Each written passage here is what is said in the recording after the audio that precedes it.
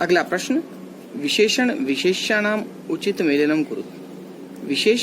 विशेषण और विशेष्य का उचित मेल करना है, जोड़ी बनाना है। ठीक है, आप लोगों को मालूम है जैसा विशेष्य होता है उसी रूप में उसका विशेषण भी होता है। जिस विभक्ति में, जिस लिंग में, जिस वचन में विशेष्य हो उसी विभक्ति, लिंग और वचन में विशेषण भी होता है। तो यह स्तंभ विशेषण का है और यहाँ पर विशेष्य का है। तो रोग रोधकानी, रोग रोधकानी मतलब कि नपुंसक लिंग का बहुवचन, तो क्या होगा इसका विशेष्य? पत्राणि। रोग रोधकानी पत्राणि, यहाँ पत्रम पत्य पत्राणि और यहाँ पे रोधके रोधकम रोधके रोधकानी, तो रोधकानी, रोग रोधकानी पत्राणि। अगला सुलभ, सुलभ यहाँ पे दिख रहा है पुल्लिंग का एक वचन, तो इसका विशेष्य भी पुल्लिंग के एक वचन में ही होगा, तो सुलभ पादपः। प्रमुखम, यहाँ पे प्रमुखम, प्रमुखम नपुंसक लिंग में है और यहाँ पर नाम। ठीक है, नाम हमेशा नपुंसक लिंग का नाम ही होता है, तो प्रमुखम नाम। सर्वाशु, सर्वाशु यहाँ पर सप्तमी का स्त्रीलिंग में बहुवचन है, तो सर्वासु तो वनस्पति का वनस्पतिषु, सर्वासु वनस्पतिषु। असंख्यकैः, असंख्यकैः तृतीया का बहुवचन, तो यहाँ पर गुणैः भी तृतीया का बहुवचन। ठीक है, तो असंख्यकैः गुणैः, असंख्य गुणों से। अगला प्रश्न, मंजूषातः उचित पदम चित्वा रिक्त स्थानानि पूरयत। मंजूषा में कुछ शब्द दिए हुए हैं, उन शब्दों को रिक्त स्थान में भरना है। कुछ शब्द हैं गिरीशी, गिरीशी मतलब श्रेष्ठ, क्वाथा मतलब काढ़ा, विष्णुप्रिया, विष्णुप्रिया, दिव्या, देवी का, तुलसी मालाम, तुलसी की माला। तो तुलस्या डैश कफम कासम च दूरी करोति। तुलस्या, तुलस्या डैश, तो क्या होगा? तुलस्या क्वाथा, तुलसी के क्वाथ, कफ और खांसी को दूर करता है। तुलस्या क्वाथा कफम कासम च दूरी करोति। वैष्णव भक्ता खाली स्थानम धारयन्ति। वैष्णव भक्त पहनते हैं, क्या पहनते हैं? तुलसी माला। तो वैष्णव भक्त तुलसी की माला को पहनते हैं। तुलसीम डैश अपि कथ्यते। तुलसी को खाली स्थान भी कहा जाता है, तो तुलसी को क्या कहा जाता है? विष्णु प्रिया। तुलसी को विष्णु प्रिया भी कहा जाता है। चिकित्सायाम तुलस्या महिमा खाली स्थान। तो चिकित्सा में तुलसी की महिमा श्रेष्ठ है, गरीयसी। तो चिकित्सा में तुलसी की महिमा श्रेष्ठ है। भारतीय तुलसीम डैश पदे पूजयन्ति। भारतीय तुलसी को खाली स्थान पद पर पूजा करते हैं। तो किस पद पर पूजा करते हैं? देवी के पद पर। तो पांचवा का उत्तर देवी। अगला, मंजूषायाम प्रदत्त पदैः रिक्त अधोलिखित श्लोकस्य अन्वयम् पूरयत। परीक्षा में इस प्रकार के प्रश्न आते हैं जिसमें एक श्लोक दिया होता है और श्लोक का अन्वय होता है, और अन्वय के कुछ छूटे हुए शब्दों को आपको खाली स्थान से चुनकर लिखना, मंजूषा से चुनकर लिखना होता है। अन्वय का मतलब होता है जो पद्यात्मक शैली में, जो श्लोक की शैली में जो पद्य है उसको गद्य की शैली में उसको पुनर्स्थापित करना। तो तुलसी काननम चैव गृहे यस्य अवतिष्ठति तद गृहम तीर्थभूतम ही नायान्ति यम किंकरा। ठीक है, तो तुलसी काननम खाली स्थान एव खाली स्थान च अवतिष्ठति, मतलब तुलसी का वन ही स्थित होता है। ठीक है, तो तुलसी का वन क्या हुआ? जिसके ही कहाँ स्थित होता है? घर में स्थित होता है। तुलसी का वन जिसके ही घर में स्थित होता है। तो पहले में आ गया तुलसी काननम, यस्य आ गया पहले में, यस्य एव जिसके घर में अवतिष्ठति, घर में स्थित होता है, तो दूसरे का गृह हो गया। वह घर कैसा है? तद्गृहम तीर्थभूतम तद्गृहम, तो तीसरे का यहाँ पर तीर्थभूतम हो गया। तीर्थभूतम तद्गृहम रिक्त स्थान, न ही रिक्त स्थान। तो रिक्त स्थान, न ही रिक्त स्थान, अर्थात उसमें क्या होता है, यमदूत नहीं प्रवेश करते हैं। तो यहाँ पर यम किंकरा, चौथे में यम किंकरा और नहीं आयान्ति, प्रवेश करते। तो तुलसी काननम यस्य एव गृहे च अवतिष्ठति तीर्थभूतम तत्गृहम यम किंकराः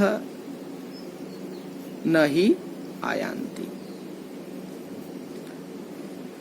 अगला प्रश्न, अधोलिखित पदानि तेषां पर्यायैः सह मेलयेत्। पर्यायवाची दिया हुआ है, एक तरफ जो शब्द है और दूसरी तरफ उनके अर्थ दिए हुए हैं, तो शब्द के साथ उसके अर्थ को मिलाना है। ठीक है, तो गरीयसी, गरीयसी का अर्थ श्रेष्ठ। चेत, चेत का अर्थ यदि। यम किंकरा मतलब यमदूत। प्रभात वेलायाम, प्रातः काले। और लाभकारी, लाभप्रद। अगला प्रश्न, अगला क्रियाकलाप के प्रश्न है, जिसमें तुलसी का एक चित्र बनाना है, उसमें रंग भरना है और विभिन्न अंगों के, तुलसी के जो विभिन्न अंग हैं उसके नाम लिखकर और चिकित्सा पक्ष के विषय में अधिक से अधिक जानकारी एकत्रित करनी है। आगे बढ़ते हैं हम। अगला लिसनिंग स्किल है, जो कि सुनकर सीडी अथवा अध्यापक अध्यापिका के द्वारा शब्दों को लिखना है क्रम के अनुसार। हम आगे बढ़ते हैं स्वमूल्यांकन के प्रश्न की ओर। निर्देश के अनुसार उत्तर लिखना है। तुलस्यै नमः, अत्र का विभक्ति किमर्थम च प्रयुक्ता। तुलस्यै नमः, इसमें कौन सी विभक्ति है और किस लिए प्रयोग की गई है। तो साफ साफ यहाँ पे दिख रहा है तुलस्यै। तुलस्यै मतलब नदी, नद्यै तुलसी, तुलस्यै चतुर्थी का एक वचन। तो यहाँ पर विभक्ति कौन सी है, चतुर्थी एक वचन। अच्छा, आपको ये बताना है कि चतुर्थी एक वचन का प्रयोग यहाँ क्यों हुआ, क्योंकि नमः है। नमः, नमः के कारण आप लोगों ने उपपद विभक्ति में पढ़ा है, नमः के साथ हमेशा चतुर्थी विभक्ति का प्रयोग होता है। अगला प्रश्न, भगवतः विष्णु अत्र किम विशेषण पदम। भगवतः विष्णु, भगवान विष्णु का, ठीक है, इसमें एक विशेष्य है, एक विशेषण है, तो इसमें बताना है कि विशेषण कौन सा है। क्या है विशेषण, भगवता। ठीक है, सामान्य रूप से पहले विशेषण आता है, उसके बाद विशेषण का प्रयोग होता है। तो विष्णु की विशेषता, तो विष्णु का, विष्णु का, कौन विष्णु का, भगवान विष्णु का। ठीक है, तो दोनों में षष्ठी का प्रयोग है, विष्णु भी और भगवता भी। चूंकि यहाँ पे उकारांत है इसलिए विष्णु हो गया, और यहाँ पे तकारांत है इसलिए तकारांत व्यंजनांत में भगवता हो जाता है षष्ठी। ठीक है, तो भगवता विष्णु में विशेषण क्या है, भगवता। अगला प्रश्न, निक्षिप्य पदस्य धातुम प्रत्ययम च विभज्यताम। ये निक्षिप्य शब्द है, इसमें से धातु और प्रत्यय को अलग अलग करना है। आप लोगों ने कक्षा 7वीं में ल्यप प्रत्यय पढ़ा है। ल्यप प्रत्यय जब लगता है तो धातु के पहले उपसर्ग लग जाता है और धातु के बाद ल्यप का य शेष बचता है। अर्थ होता है कर या करके। याद आया? बिल्कुल। यहाँ भी निक्षिप्य में ल्यप का प्रयोग है, यहाँ नी उपसर्ग है, क्षिप धातु के साथ ल्यप प्रत्यय। अगला प्रश्न, त्वग रोगान पदस्य संधि छेदम कुरुत। यहाँ त्वग रोगान में संधि है, आपको बताना है कौन सी, आपको इसका विच्छेद करना है। तो व्यंजन संधि का एक नियम है, जिस नियम के तहत यदि प्रथम पद के साथ तीसरा चौथा पांचवा पद यदि आता है किसी भी व्यंजन वर्ण का, किसी भी व्यंजन वर्ण के वर्ग का, या यर लव आता है या स्वर आता है, तो पहला वर्ण अपने तृतीय वर्ण में बदल जाता है। ठीक है, तो यहाँ पे देख रहे हो, यहाँ पे तृतीय वर्ण है। तृतीय वर्ण है मतलब तृतीय वर्ण कौन बना, पहला वर्ण बना। तो ग के जगह पर उसका प्रथम वर्ण हो जाएगा क। तो क्या बना ये, त्वक रोगान। त्वक रोगान, यहाँ पे क है, क के साथ ग जुड़कर प्रथम वर्ण के साथ र जुड़कर नियम है प्रथम वर्ण के साथ तीसरा, चौथा, पांचवा वर्ण या य, र, ल, व या कोई भी स्वर। यहाँ पे देखो र जुड़ा हुआ है, तो प्रथम वर्ण के साथ र जुड़ने के कारण क अपने तृतीय वर्ण बदल गया और बना ये क का क ख ग। ठीक है, तो ये हुआ त्वक रोगान। तरु पदस्य पर्याय संस्कृत लिखत। तरु शब्द का पर्यायवाची संस्कृत में लिखना है। तो तरु शब्द के कई पर्यायवाची होते हैं। तरु को वृक्ष भी कहते हैं और महीधर भी कहते हैं।